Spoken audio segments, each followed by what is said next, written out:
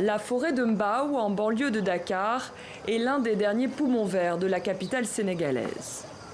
Binta Wane, 66 ans, y pratique la culture maraîchère depuis plus de 15 ans. Avec une cinquantaine de femmes réunies en groupement, elle exploite une parcelle de 2 hectares. Mais ces 3 dernières années, les revenus ont chuté. Les pertes post-récolte atteignent désormais plus de 40% contre moins de 10% auparavant. Quand on repiquait les choux, on avait une verdure très brillante et on avait des pommes de choux très bonnes. Mais maintenant, il y a 3 ans, quand on repique, au bout d'1 mois, on voit que les feuilles commencent à pâlir. Dans un récent rapport, l'ONU estime que d'ici 2030, 118 millions d'Africains seront exposés aux effets du changement climatique et les femmes paieront un lourd tribut.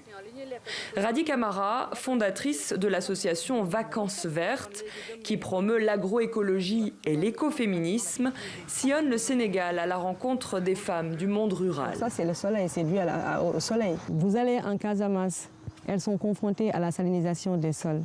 Ici, par exemple, à Dakar, dans les Niayes, où on est, nous avons ce qu'on appelle la contamination des sols avec la pollution, mais également avec les chaleurs extrêmes. Parce que Dakar ne connaît pas de chaleur extrême d'habitude.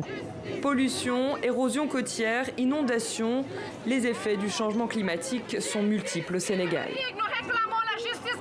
Alors, à quelques jours de l'ouverture de la COP26 à Glasgow, afin de porter la voix de ces femmes africaines, l'association a décidé d'organiser cette marche à Dakar. Aujourd'hui, moi, je ne peux pas comprendre que l'Afrique, qui ne produit que 4% des gaz à effet de serre, puisse être le continent qui subit le plus les effets de ces changements climatiques. Raison pour laquelle on dit non à l'injustice climatique et on dit tout simplement oui aux engagements de Paris.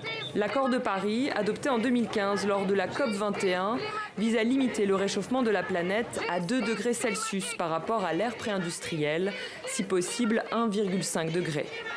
Mais selon les défenseurs de l'environnement, les efforts des États pour atteindre la neutralité carbone apparaissent aujourd'hui largement insuffisants.